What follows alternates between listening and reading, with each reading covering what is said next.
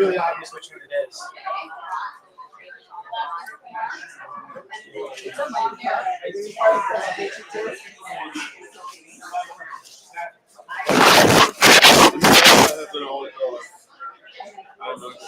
She's fine with old and little dogs, like baby dogs.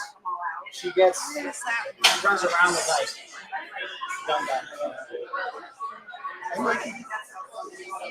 Yeah, you remember me? No, really, no. She's got children. I'm gonna grab shit for Luke's car. Sorry, for my car for Luke. And then I'm gonna. Oh, no, it's my car.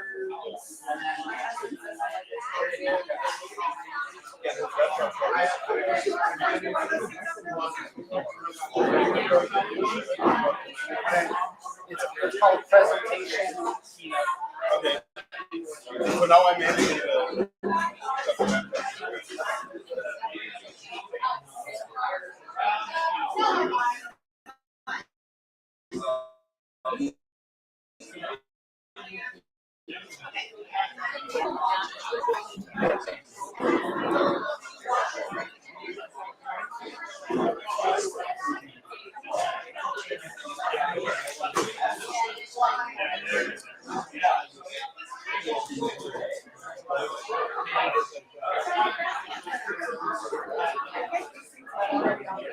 You can just connect it to the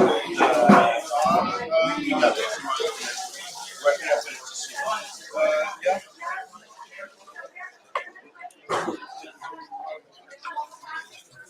If you want, you can sit over there and do this. And what about like, is there a table that would be good for us to sell the product?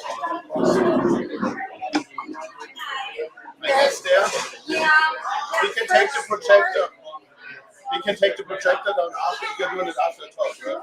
And people just need to give us 5 seconds to take the projector down. So right here. Yeah. I don't think anybody's sitting there yet. Yeah, just take over that corner. I think that's. I think we're good. Wow, it's a lot of people. Online? Yeah. How many is a lot? Like 4. Okay. I'm sorry, but that's a lot for us. Technically, but 4 people have said hello. That's a lot for us. And right at the beginning. Do they see me? Yeah, you're Hi, live. everyone. Hopefully we're not losing.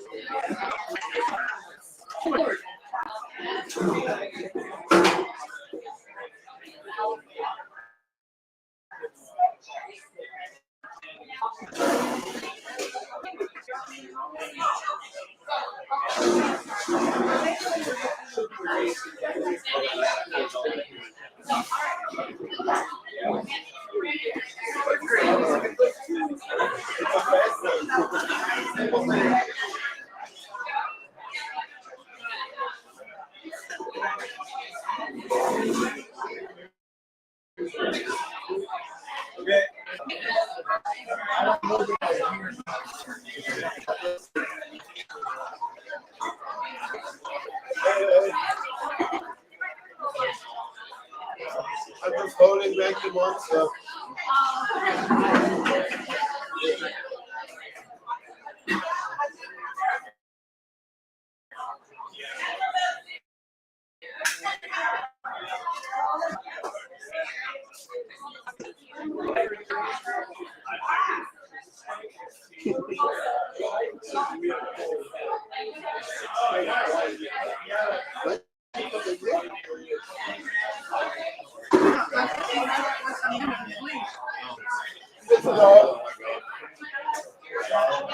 It's the speaker's dog. Ben!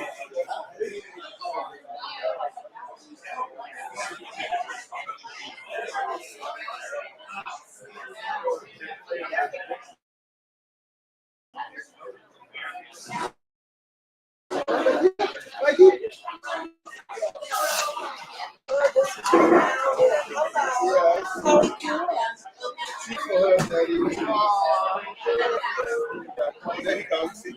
right? Where do you okay?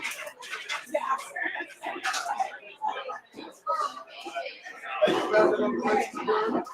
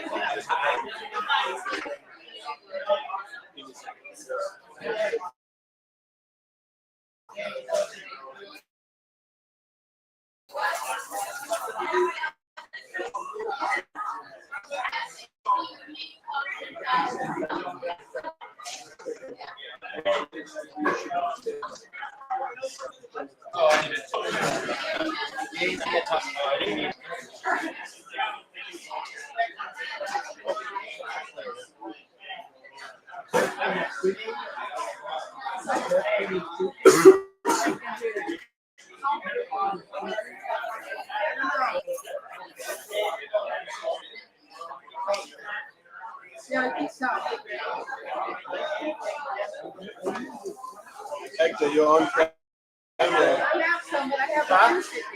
You're on camera now. Say hi. Hi. Yeah. Presentation. Keynote. That's lunch. And then what you can do, I don't know if you can figure it, like, I'm sure you can figure out, but like, what needs to happen is they just need just like every 30 seconds they just flip. Yeah, you're gonna have to do it by themselves. By themselves, and then when we have our Q&A or whatever, I can reference back to certain ones and I can just say, can you pull that one up?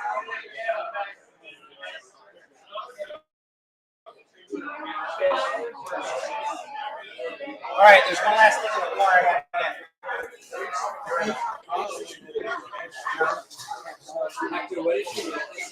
What? What did you make this in? Keynote. I have my Mac menu. I don't like Keynote. It's called Keynote. Are you sure? Okay, well, You can try a different number.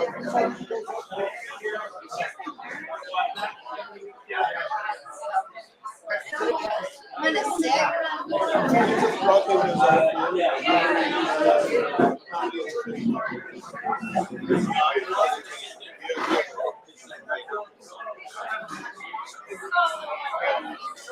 Let's just move this.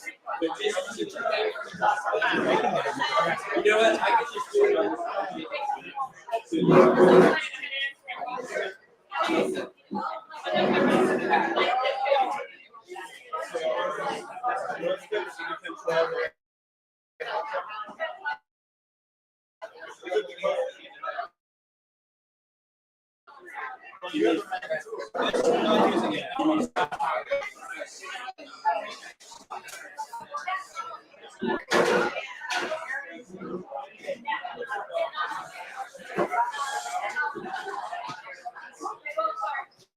What? You need something?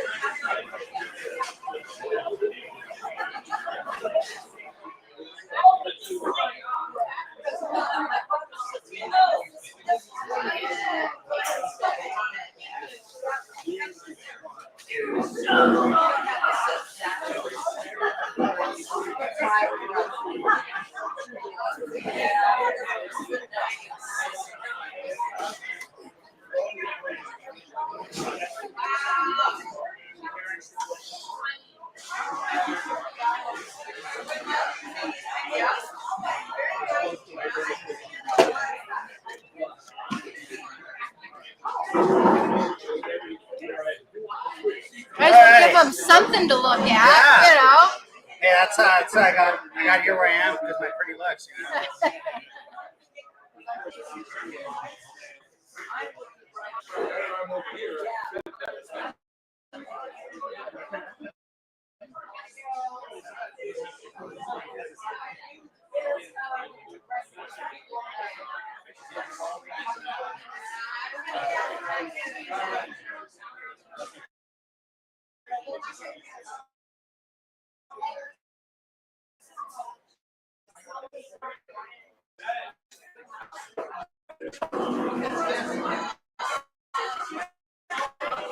This one might be a way.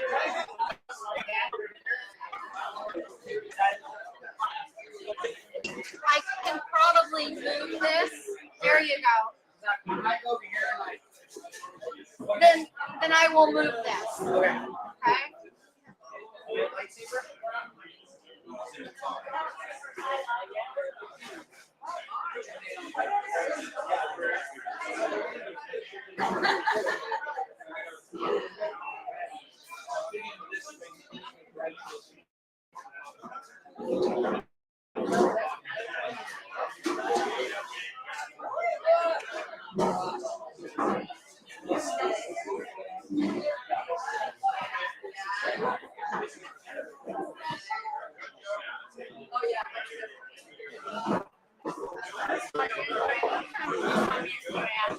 I'm doing YouTube.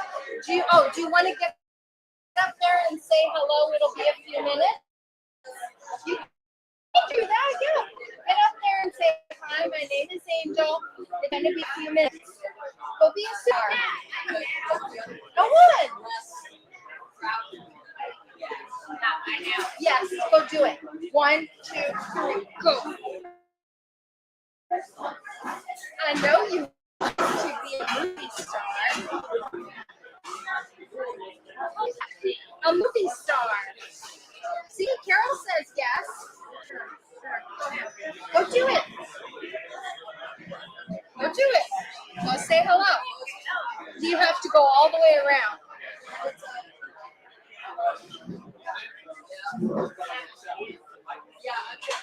You're so go underneath. Yeah, press the button. Go underneath. You're skinny.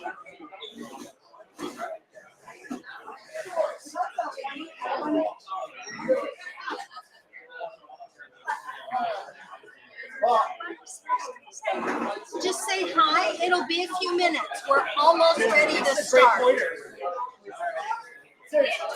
Just talk to this. Say hello. We're almost ready.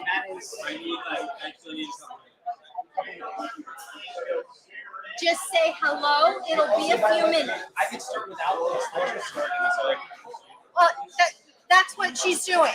She's saying we'll start in a few minutes. I would start like right after she's done talking. Huh? I would start pretty much right after she's done talking. We've got some announcements. Oh, okay.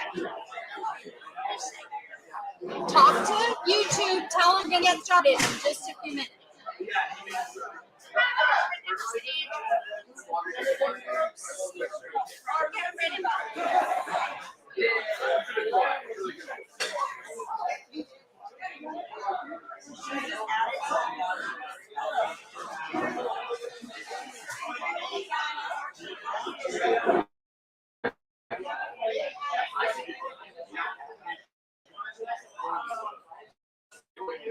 This is not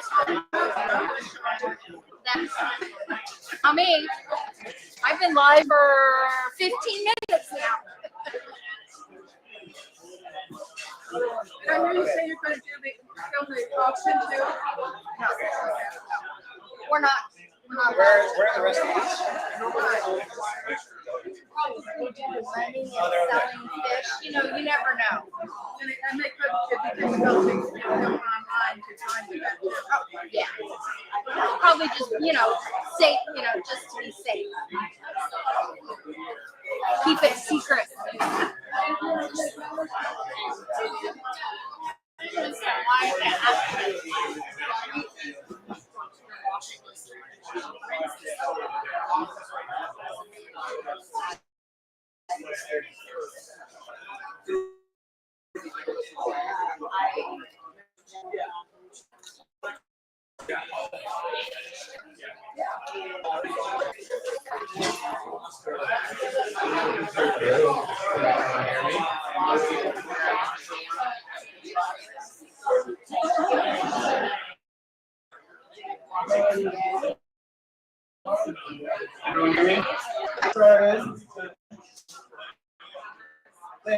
Thanks for coming, everyone.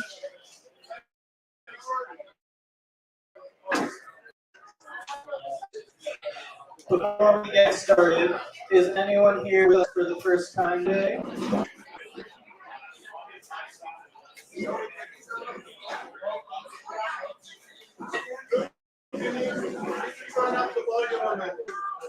Okay.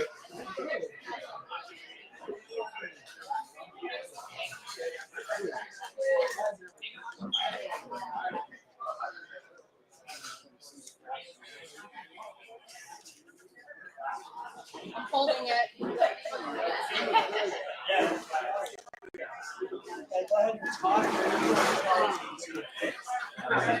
We are turning up the volume.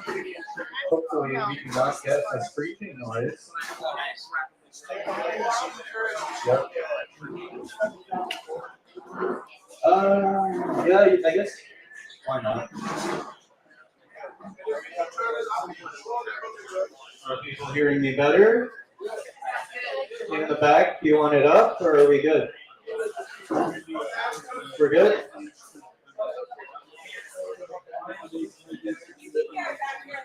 Nico, are we okay? Yeah. All right.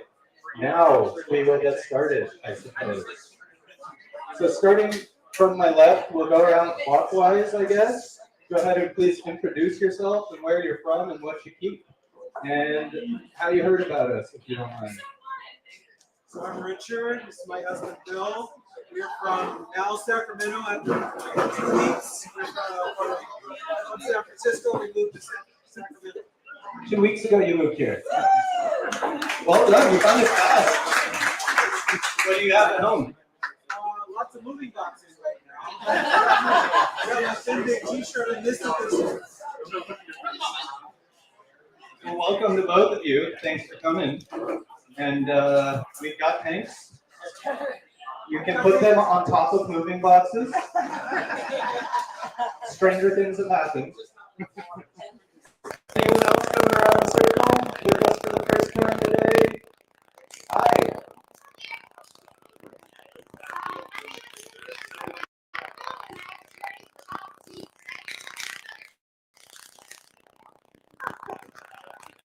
Welcome.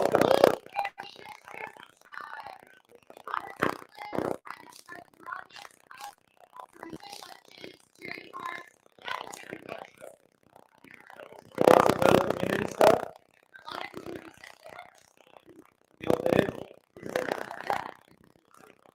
Who's next? Hi, in the back. Hi, my name is Dave. I can't do the children.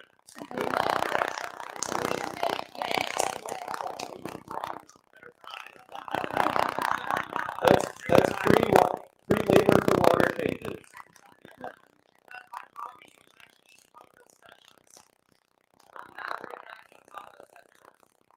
Nice. Anyone else working on their own? Welcome. Thank you. My name is Kristen. This is my husband, Dennis. Dennis has definitely been doing this a lot longer than I have. He does all the work. I just do all the viewing and the feeding. So I'm the good cop. He's the bad cop. I met Luke because somebody here answered an online Facebook when I was like, we're going to be out of the country for several weeks. I need somebody. So he came to our rescue and he was great. We've also connected, and I'm going to do a shameless plug here.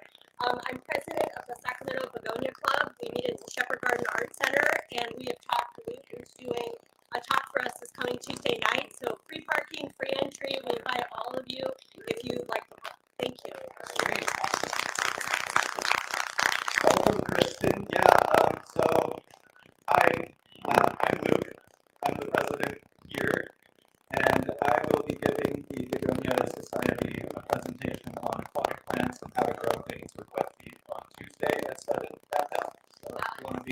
Be there. Oh, she's yelling at someone else. Okay. So I'm going to go around this way now, and the rest of my board members are going to stand up and say hello. Starting with Aaron, who was yelling at someone else earlier. Can you yell at everybody? I can't hear you. Amisa, I can't hear you, Robin. Matt, Nico's up here. Jan, Joe, say hi. Joey, Modesta. Where's Jessica? Oh, Jessica is back here in the aquarium.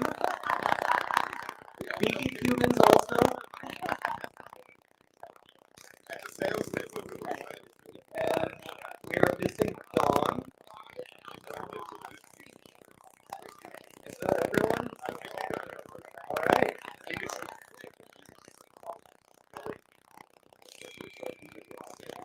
Oh, and thank you, Dan, for lending us the projector stand. It's quite a bit better focusing it this month. Yeah. One more thing before we begin. Bill is here. He has a quick announcement.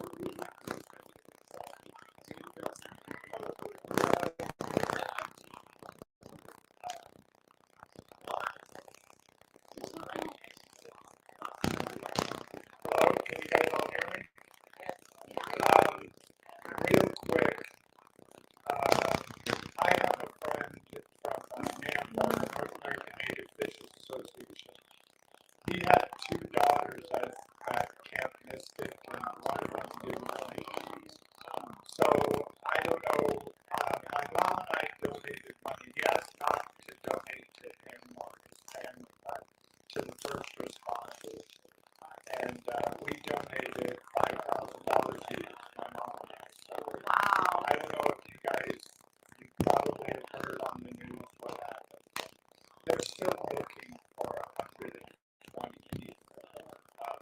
And they use all the help they can get. It was a horrible tragedy. I don't know, I know everything is hard all over, but they need water and blankets and food. They're doing everything they can. Just at this point, it's a recovery effort. They don't expect to find anyone else. But it's really hard. So I bought a bunch of fish that are really not in the hobby. I don't have very high minimums on, but every little bit helps. I'm going to donate everything I make tonight. But anyway, keep them in your thoughts. Those people are going through stuff that I can't even imagine. So bid high on Phil's fish tonight, folks. Also, You don't have to, but if you're looking to donate on your own, see Phil and he'll get Are there any announcements I'm forgetting? We are having a lovely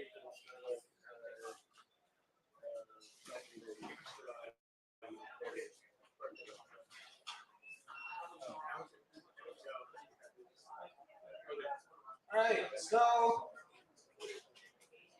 today giving a talk is my good friend Hector. Hi. Some of you may know him. Some of you may have talked to him. Some of you may have been enraged by him. It's never boring. Today we're going to learn about his journey developing his own fertilizer. We used to work in a store together, and well, he was a little more annoyed by the fertilizer regimen than I was. So here's his story. Awesome. Thank you.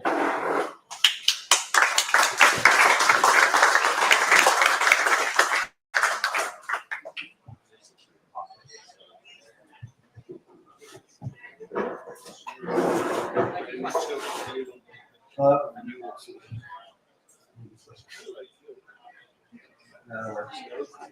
All right. Hello, my name is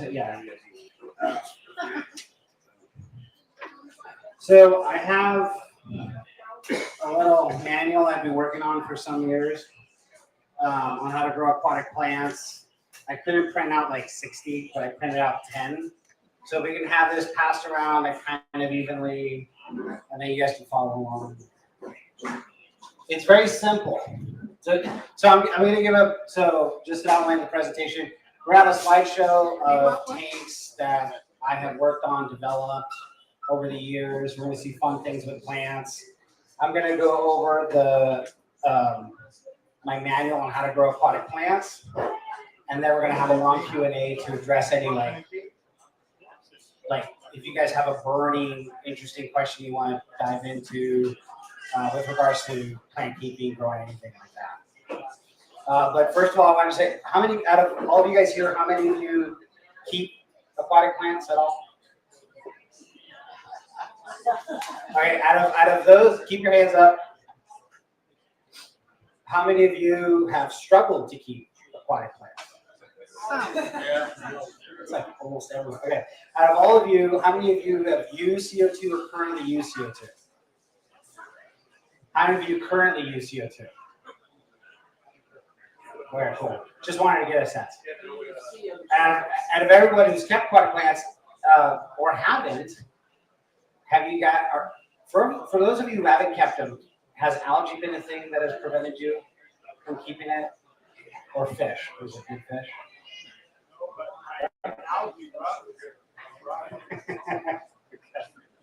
Cool. All right. So is that more or less passed around? All right. So we're going to go over really basic. And these plants, these are just going to cycle.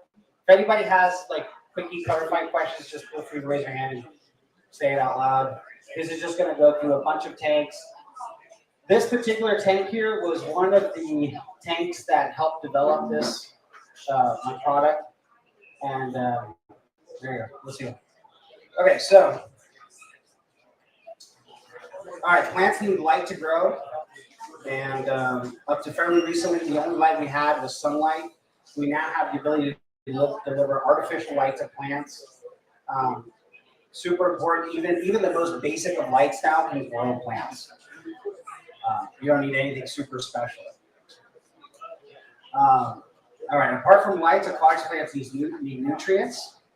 And here,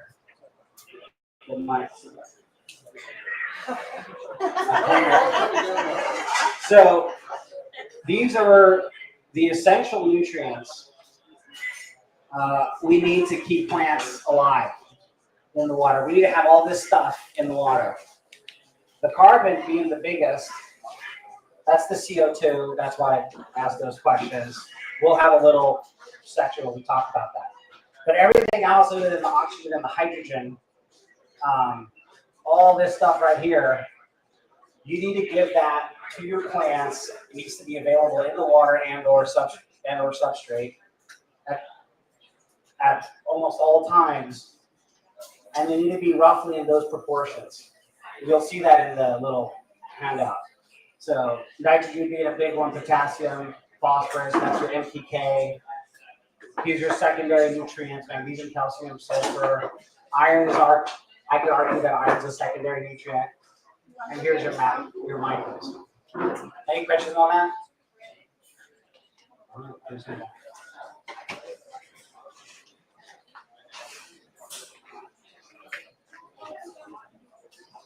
All right. Some you need more of, some you need less of.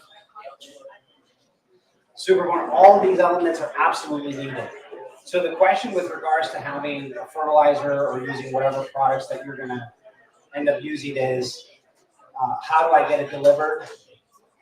My product, what is interesting about my product is that it has absolutely all of them in one thing, as opposed to there being many things. Can I get a show of hands who here uses what? Like, does anybody use CChem? Aquarium Co-op? Cool. 2-hour Aquarist? Nice. That's Hector's. All right. Anybody else use anything interesting? Nylock G? I make my own. Nice. Hey, is it EI? You do estimative index? One of my questions is, how can I test my aquarium for each of those elements? Oh, okay, excellent. So but we'll have that, we'll address that at the end of the Q&A. That's gonna be a really fun EI talk. All right, so water changes are super important. Doing your water changes on time prevents from things accumulating to excessive amounts, and when you re-add your fertilizer, everything that was replenished, goes back up. My recipe is basically remove 50% of the water in your tank, siphoning or gravel vacuum. This part doesn't have to be complicated, just get the water out. Leave your plants alone, wherever it is you planted them, don't mess with them too much. Gravel vacuum around them. Don't make it complicated. Add your prescribed regimen. In this case, if you got to do everything, it's just the prescribed scoop. One heapy scoop for 10 gallons, one level scoop for 5 gallons, boom, you're done. That also has your decor. You're going to start seeing in these pictures, plants get really, really, really, really big. And actually, then if you could scroll more.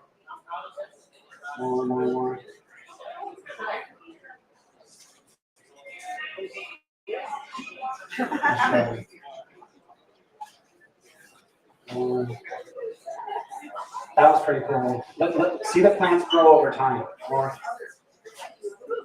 Plants get really, really, really, really big. Super important to trim them if you don't want them to overshadow your other plants. Okay, so, all right, so keep going slowly on this one. This is a tank that I had and I tested all my stuff on. And one thing you'll see in the pictures is lovely, right? All kinds of cool plants, everything's growing, thriving, stuff outside of the water, stuff inside the water. Plants start to emerge. Sword, getting bigger. Stuff is still super lush. This is what happens when you don't trim. More. All right, so now things are really emerging. Grasses are flowering. Again, this is like 50% water changes once a week, adding the prescribed dose. Is there any fish in there? Oh, tons. I mean, ungodly amounts. Boom. So I got one about 13-inch long, Amazon sword leaf. Isn't that pretty? Okay, watch what happens if you keep letting it go. Bigger. Now you got a ton of babies. Now, okay, look at that. That's not doing well.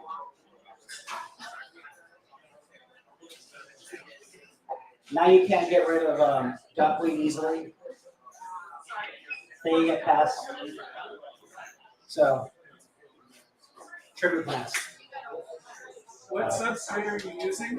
This substrate in this particular tank was a mixture of 3 different fluorides that I've had for over 10 years.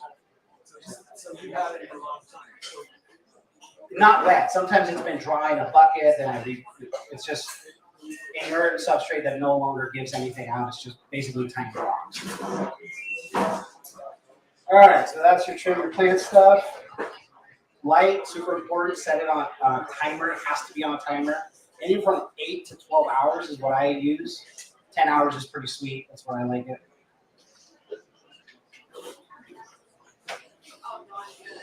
Any temperature light?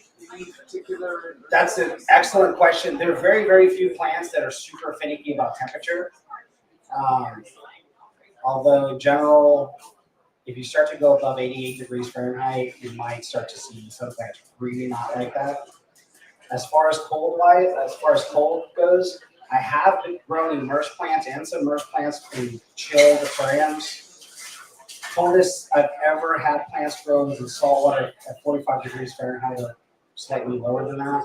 For freshwater, I haven't found a temperature that's too cold yet, but I haven't pushed it past 45 degrees Fahrenheit.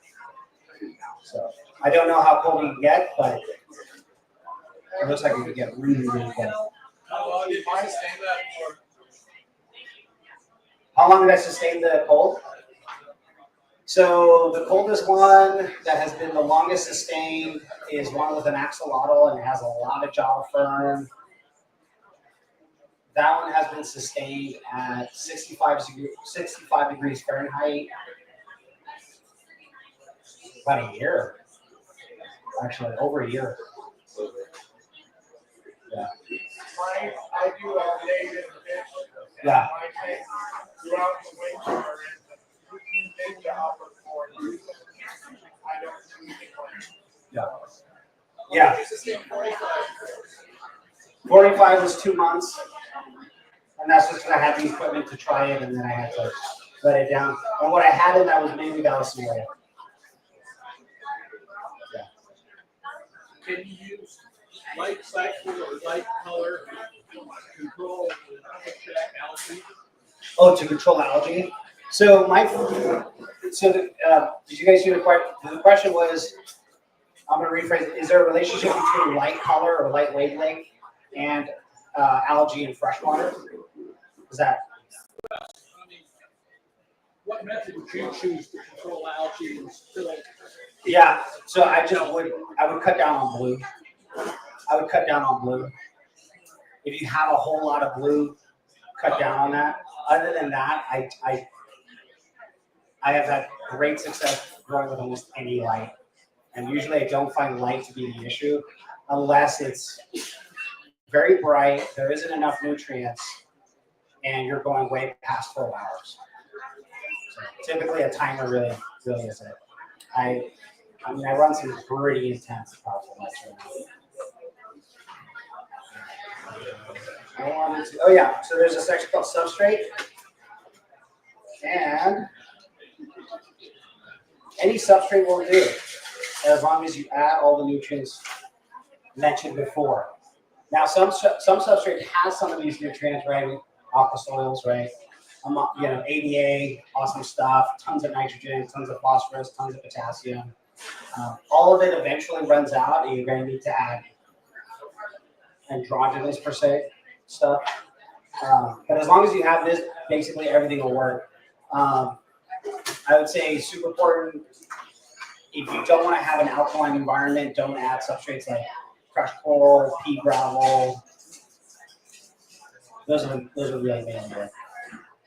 Other than that, I've had success with all of it. And one thing I want to have passed around, in the basket with fertilizer, there's going to be 4 or 6 jars of what looks like to be gravel. I want that passed around. That's stuff that I've gone out into the wild, out into nature, and have collected and grown a lot of what you see here. A lot of what you're going to see here.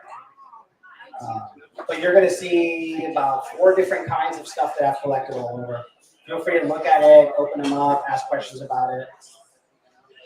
So in terms of substrate, I heard some people say certain nutrients are more easily absorbed through the roots and the substrate through that, and some are more present in the water column. Yeah. Have you noticed that? Are there certain nutrients that would be more sent to root rooting and not taken care of by the water column?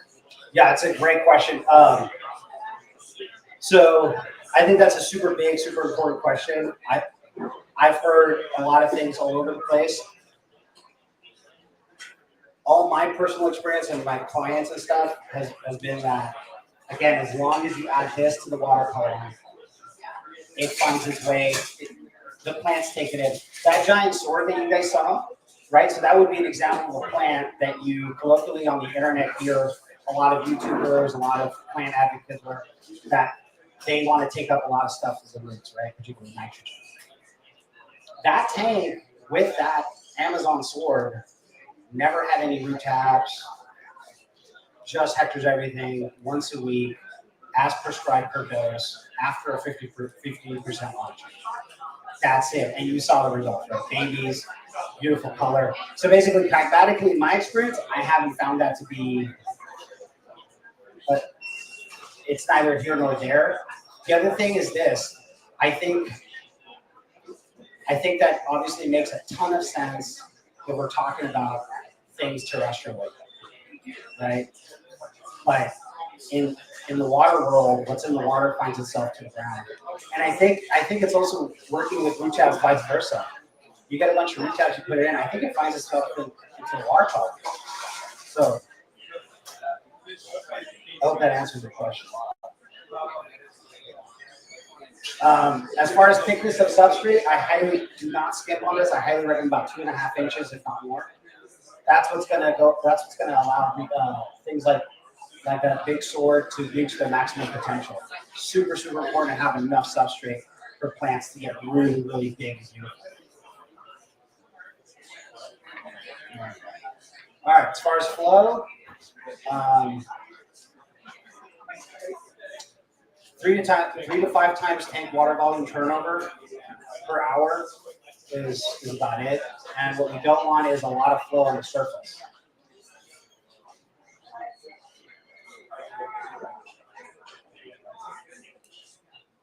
And that's about it. That's all you really need.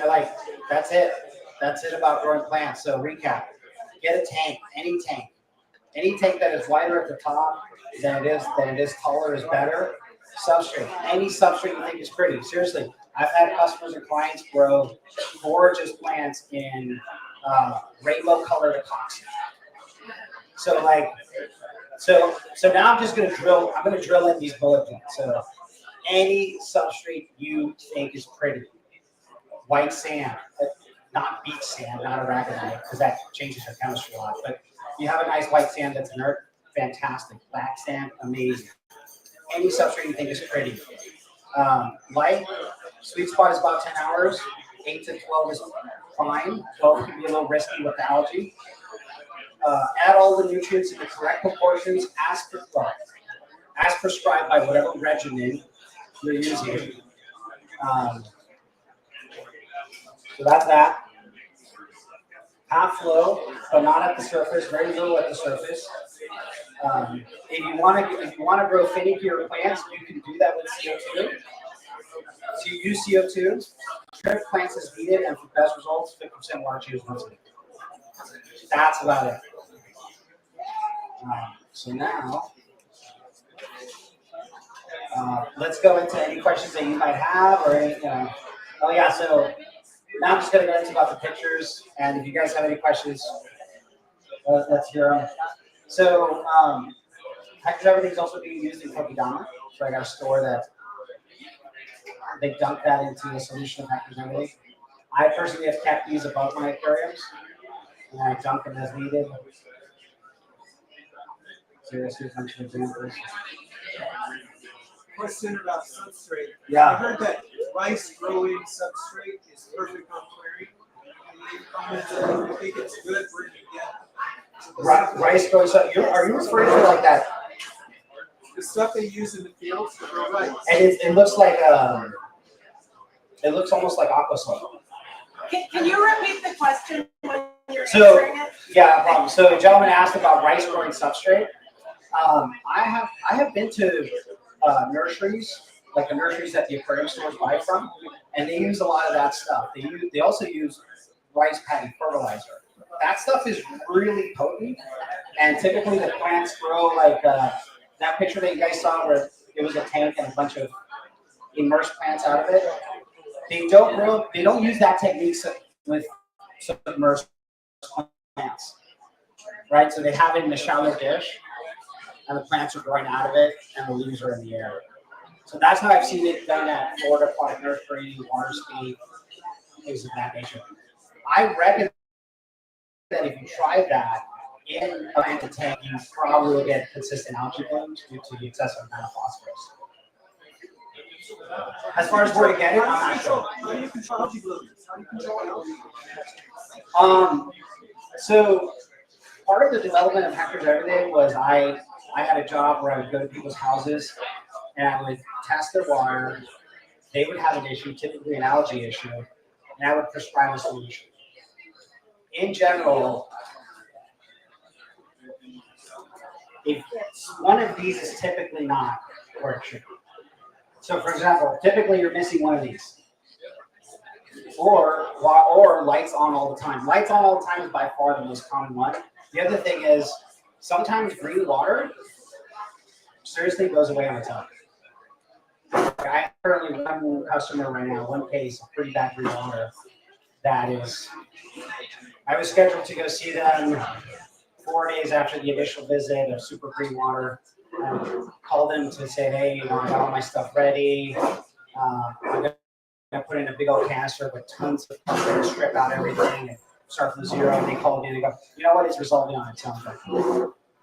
So green water has a tendency to do that as long as you're not leaving the water. So in essence, how do you control algae?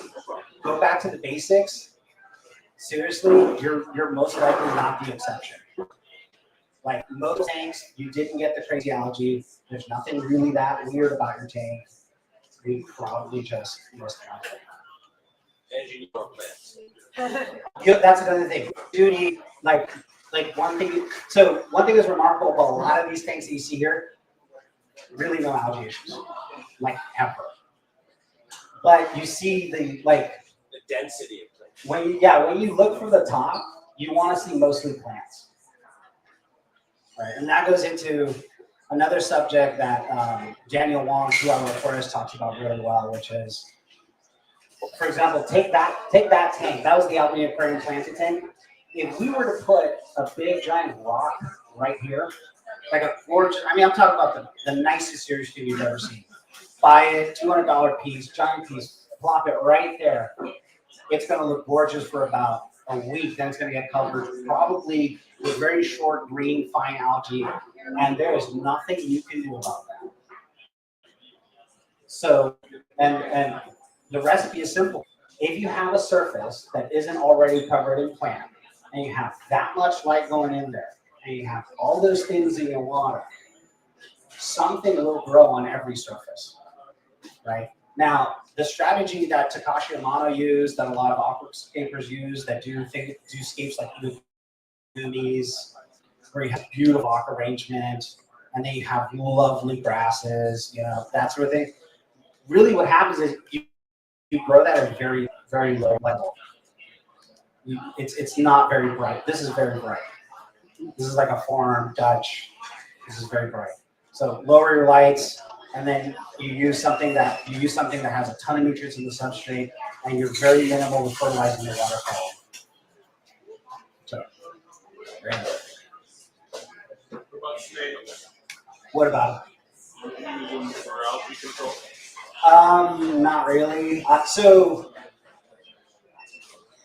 Currently in my lab, I have more tanks without fish or snails or anything to eat algae than I have that do. Not really.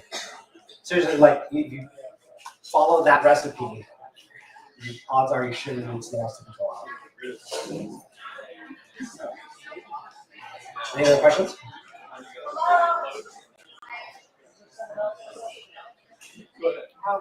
Could you talk a little bit about why you decided to even try to develop a fertilizer with everything in it, and why everything else on the market has like 5 or 6 different parts to their recipe? Yeah. So, all right, excellent question. So, basically, this is the way it worked. I was running out with the aquarium with Luke. Luke went to do bigger and awesomer, greater things here in Sacramento, and left me alone. And I had less people to do the work. COVID comes along, and I have no people to be running the aquarium. And I needed to take care of a lot of tanks on my own. And so one of the reasons was I just needed to do it quicker and faster. So I started to combine all these different things. As I was doing that, I was also still doing my consulting work with customers. So they would have algae problems, they would have plant problems, the plants would die, the fish would die, whatever. And I would prescribe solutions. And I would type it up, and I would make a graph, and I would say exactly this and exactly that. And I could even go into your cabinet and list fish supplies, which we all have, except me, now I don't have one thing. But and I would prescribe from what you have. And what I started to notice was this. If you had more things that you had to do at different times, you were less likely to do it. And therefore, it was inevitable that over time, nitrogen would accumulate, or phosphorus would accumulate, there would be no nitrogen. By the way, that's like the most common thing. Bottoming out on nitrogen, by far, is from all of my work with clients, the biggest reason why you get algae. What are the biggest? So things will go out of whack. So essentially, I started prescribing Seachem fertilizer, which has 13, believe it or not, 13 different products to get all this stuff going. Because that's what we sold at Albany, that's what we endorsed, yada yada, right? Okay, great. I pared that down to 4. And then I started to see a little bit more success with people. But then people would eventually taper off. So then I did it in 1, and I put the dechlor in it so that you either add in, like you can't, you have to add it. It has a dechlor. You have to add it. And then I started seeing consistent results. So basically, the reason is human nature dictates that it's way too much damn effort. We really don't want to get, honestly, like even 4 bottles and get a pipette and go like that. On Monday you do this, on Tuesday you do that. So that's why. Yeah. And then the reason why other companies do it, I don't know. I think I have 2 speculations. One is, well, when I was about 18 years old, I asked the manager at the aquarium store that I was working on, I asked him this question: hey, why don't we sell EI? By the way, who's here familiar with EI, estimated index fertilization? Okay, so this is where you use raw chemicals like potassium nitrate, monopotassium phosphate, calcium, and you put it into the tank at prescribed amounts, and it works like a charm, and it's ridiculously cheap, but it's a little complicated. And so I asked manager, which is what we did in the stores, like, why don't we sell this to customers? And he said, well, because it's not a product that we can make money on, and 2, it's too complicated. So, even that's too complicated.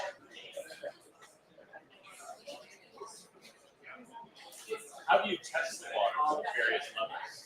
You don't. You can. You get test kits, but you don't. You don't need to. So is yours just experience, or do you experiment? Like, I think this is low, but who knows? As long as you add the prescribed amount and you do a water change, you're really not going to accumulate something. The one thing that tends to get depleted faster than anything else with Hector's everything is nitrogen, and that tends to be also the case with almost all other fertilizers too. So in general, at some point, especially when I ran out of the aquarium, we would highly encourage testing, and we made a boatload of money selling test kits. But as I did this more and more,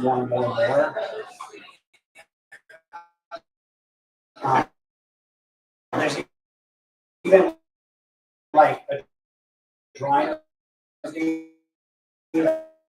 I was putting out, which is my face, fish body, and it says getting more depleting all the rest of the stuff.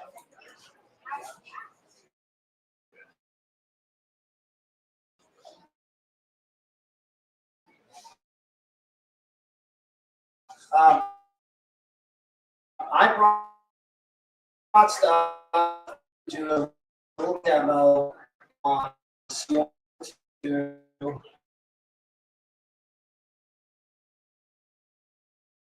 It might be a little tough because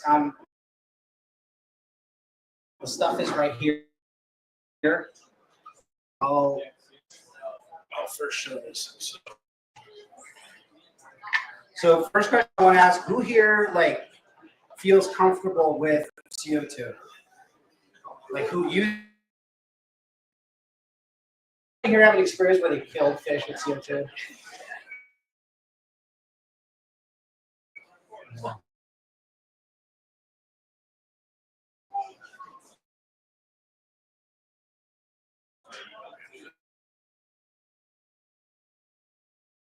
Does anybody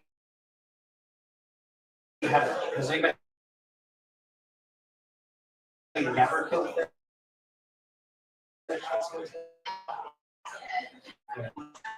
And you feel like you like and you're great. works for me. No, like your fit, your. Okay. All right, so this is a gadget that I made, and this illustrates this. Believe it or not, this little gadget. If you take a new tank, you pop it in, you plug this up to CO2 right here, and you plug this in. It's going to show. And the plant and a tank like see here. I have many of these tanks.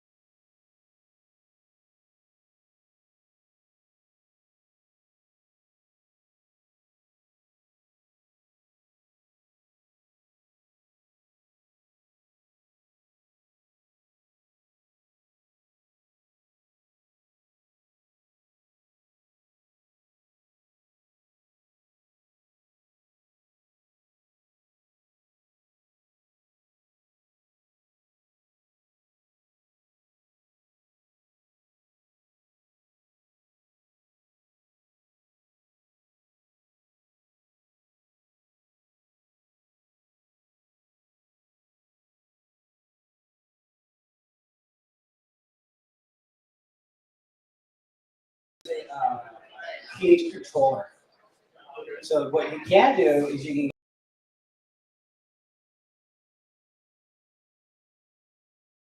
just turn your pH on, your CO2 on until the pH reaches 7, then turn it off, then turn it back on and off and on and off and on. I'm sorry? It doesn't put enough CO2 in the water column. Oh, you mean? You see what I'm saying? You don't get a saturation because as soon as it goes to 6.8, it turns on.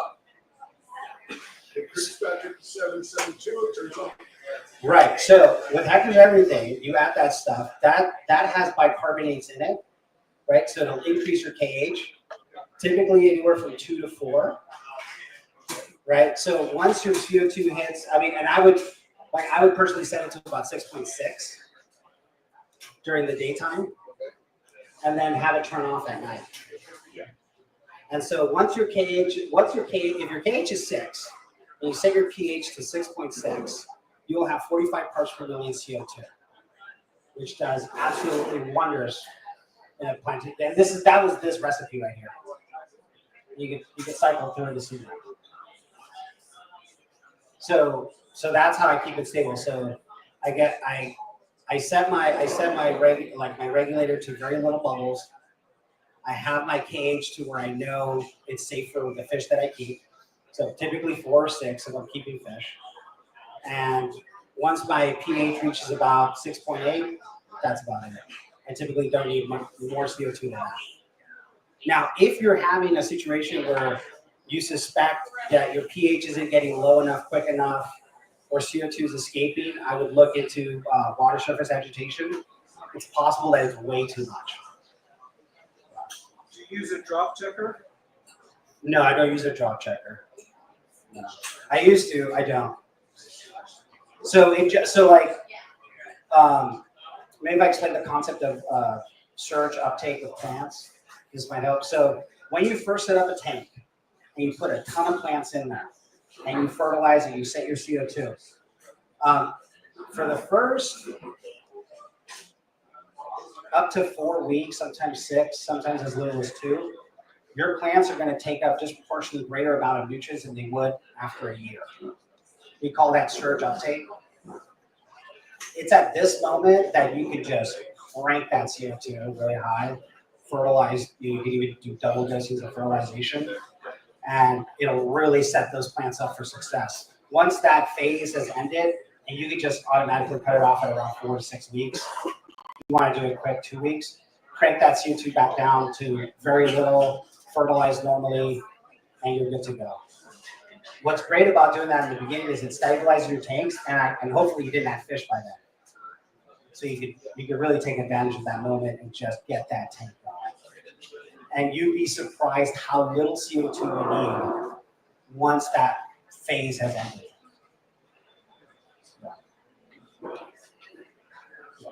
Hope that answers it. Any other questions?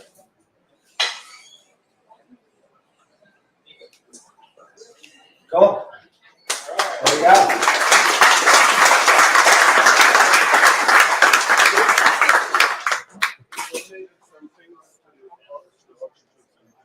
Oh, sure. We got, okay. We're talking about just the stuff you have. Yeah. Mikey, come on. So apart from the fertilizer I developed, we also have Matthew Arbidon, business partner, and I. We've developed this cool stuff. Feel free to pass those around. And for this event, we. Oh yeah. So that's what they do. Mikey.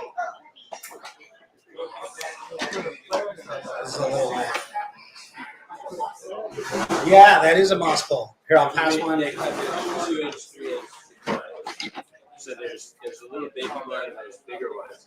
And if you pack it correctly, there's a hole in the bottom. That's under the water. So it picks moisture up and keeps that moisture alive. So for this event, we made it in fun colors. That's going to be a fun, cool thing. Normally it's the Henry Ford approach. Yeah. I like any color you want. Those 3D printed. Yeah. And for this event, we also donated. We have a select few that we donated that have the SAS, the Sacramento Prem Society logo in them. Yeah, there's going to be quite a few in the auction. So sorry. Yeah. Yeah, they're going to be in the plans. I think he's asking. Oh, I'm sorry, the plans. So like No, printing files. That's okay. Look at that little cute rascal. It kind of looks like a toilet, right? Yeah.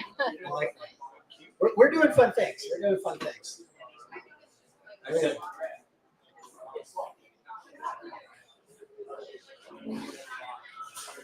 Oh, one really cool thing to note. So, like, with more on the subject of like algae, how to control it, that sort of thing. So, as you may speculate, as like logic-y brain will say, if you have a plant, let's just say a Lara-Sacramento, it's probably going to want different amounts of this than pennywort, than Area column, than a sword, than dwarf sage, than hairgrass. So, like, one approach to getting rid of very, very, very, very pesky algae is to diversify your plants and also shade them. And what's really cool is this plant is a lot different than Lara-Sacramento or penny, it's out of the water. And also, it shades. So I've actually solved a fair amount of algae issues by adding these puppies. Did you put substrate in the basket? Yeah, and it's literally just pebbles. And I was using Mexican pea gravel for a long time, and then I just kept like having certain algae issues, and I was like, oh right, the Mexican pea gravel was jumping my cage. Yeah. Leca, yeah, you can use Leca. Oh, cool. Oh, so this is like probably personally one of my most exciting things is just going out there, getting gravel rocks, and using it as substrate. So pass those around, check them out. These were all hand collected by myself. I'm happy to talk about any of them if you guys want to. Yeah. Sweet. Oh, I guess we should pass on these around so you guys get to see those.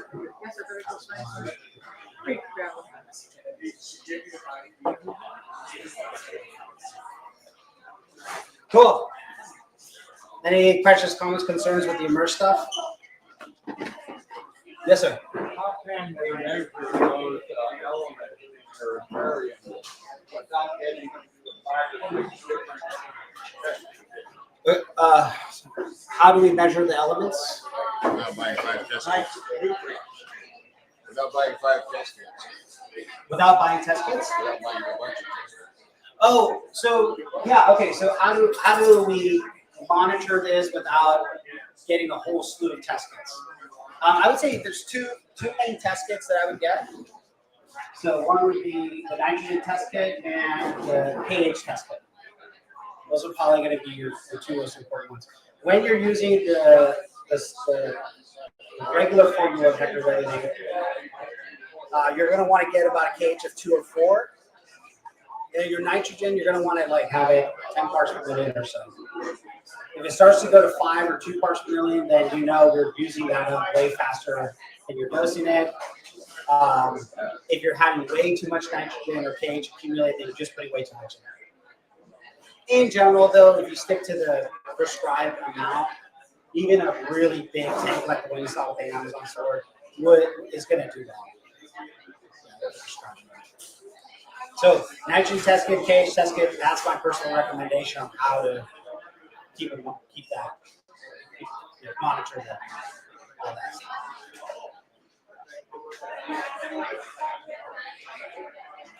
No shrimp people, no shrimp questions? Shrimp and fertilizer questions, no? Sensitive fish and fertilizer questions, those might be important, yeah? Yeah.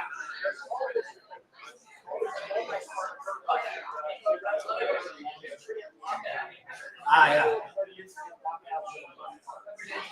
So correct me if I'm wrong, so is the question, what is nutrient lockout and why talk about it? Is that it?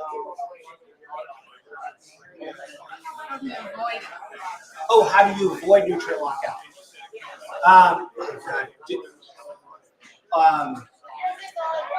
The cases, I'm sorry? Yeah, so the one I have is all in one. So if you were to theoretically just start with that, or start with any of the other fertilizers, but stick to the routine, like seriously stick to it, you're not really going to run into that. The cases that I have seen nutrient lockout, where for example, there's so much phosphorus, it's just like you put in the first drop, the first API kit, and it's just dark blue, right? Like that much. That typically we'll call lockout to other elements. That typically I've only seen because there was actually an accident. Something happened that someone dumped something was put in the tank that just accumulated it. I don't see that very often.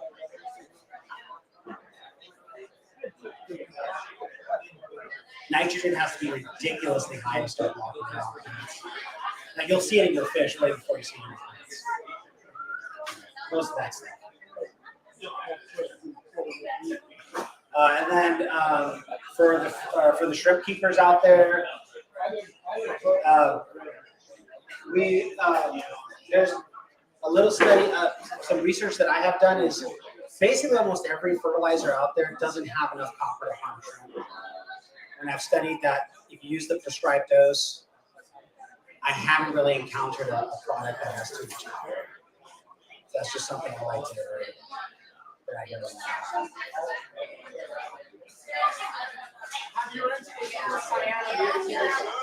How do you deal with cyanobacteria? Awesome. Two ways. So typically, super common correlation is low nitrogen and cyanobacteria. So those are two things that are very common. If that's not the case, typically super stagnant water, not enough water movement. That being said, you fix those two, you get on a regimen, you do water changes. I have had cyanobacteria on its own go away to an extent where I don't see it, it doesn't bother me, and it doesn't come back. But honestly, I've also had really amazing, beautiful, pristine tanks where technically everything is right. I've tested everything. The owner of the aquarium is on point, great person, super diligent, but you know what? Faith has just hit them really hard, and you just gotta use chemicals. All right? You just gotta use chemicals. So, What about beard? black beard, so long, gray, brown, grayish brown, stringy stuff. Velvety looking. Black, velvety. It's like that one Rachel Leary video where she got tons of that and was waving. Yeah, all right. So the cases that I've had of this, typically it's only found on non-plant stuff. So rock and wood. And typically I've only found manual removal to be the case. Every water change, you take out a little bit. Again, you stick to your regimen of fertilizer, whatever it is. And it has to slowly go away over time. The times when it's really hard and super pesky and it's a real nuisance is when it starts to, maybe some of you have experienced this, when it starts to grow at the edges of like your Anubias leaves, the edges of your, what I have done with this is I have had tanks where I had an ungodly amount of autos and amonos, and I would take the customers, this was a service I provided, it's like In-N-Out secret menu. It was like Hector's secret menu at the shop. I would take your Anubias, put it in that tank, they would eat it up. And also, by the way, that tank was being supplied constantly with all these nutrients, lots of CO2, perfect environment, and then that would turn around. But that was a lot of work. Now what I do is I just clip off all those things. Do you use peroxide? That has worked on rock and wood, but I don't use it on the plants. I personally don't have too much success with that. I get really impatient and I just dump a ton of it on the wood, take the wood out, watch it bubble. And then I scrub it with a toothbrush and, just lots of coffee. So not really. I don't have a really good answer for that. The amount of rocks that I've had to switch out and throw, okay, I'll tell you this. Rocks like that, it's got black beard, you go like that. No, seriously, you go like that. I clean the tank a lot, gravel vacuum it, keep it clean, and then it doesn't grow as much, and typically you have to lower the light. Right, so the way that I've heard it from Daniel Wong say it, the guy who developed Lara-Sacramento, is you're just cheating the devil. Your light is on, it's falling pretty bright, it's going right on a piece of wood, right on a piece of Anubias that shouldn't be in that much light. Yeah. Lower it, clip it off, move it, shade it. It'll help a lot.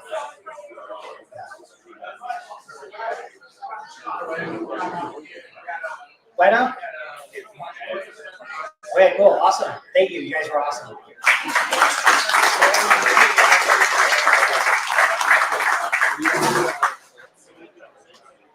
Oh yeah, can we bring all the clips and jars forward?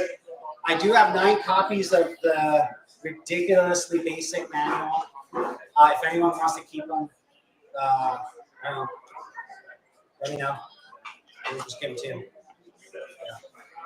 I also printed out this, if anyone wants to see it at their leisure.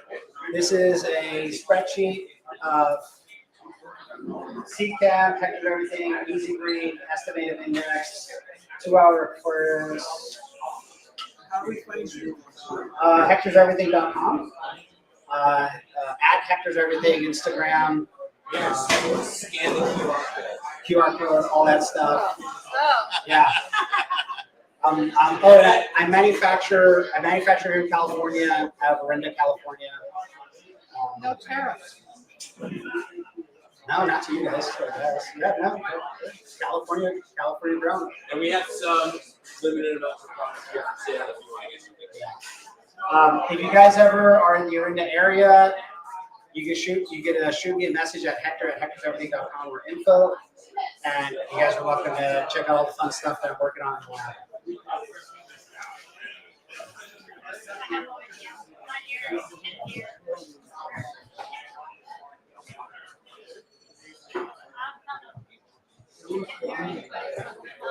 All right, thanks again, Hector.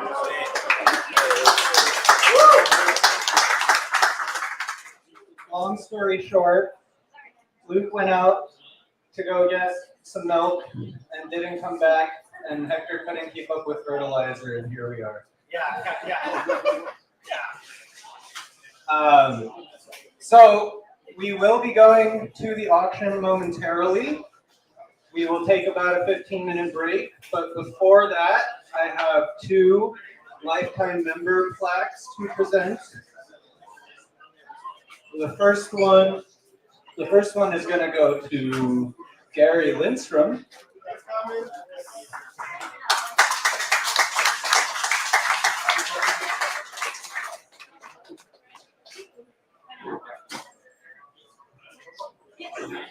So Gary has actually been a lifetime member since 2018, but we are just now getting around to giving him his plaque.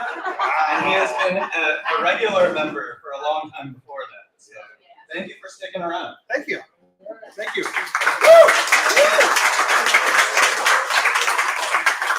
This is way back. Thank you. Thank you. You want to see a dress another time? See what? A dress. No. No, you got something good for Everybody No, those knows pictures that. are out there, but you don't look at a plane.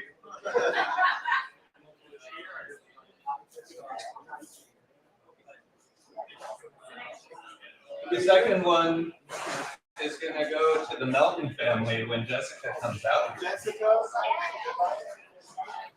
Oh,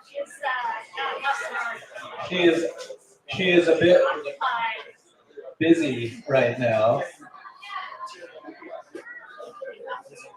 In her place, I think we're seeing Michaela. She says Josh and Michaela.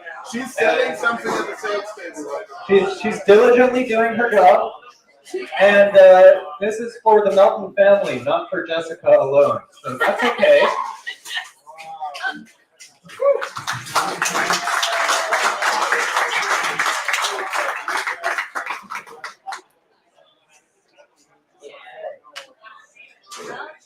All right, guys.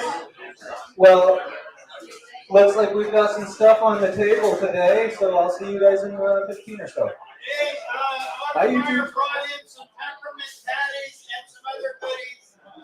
And per usual. Some goodies by the check-in table. Get them.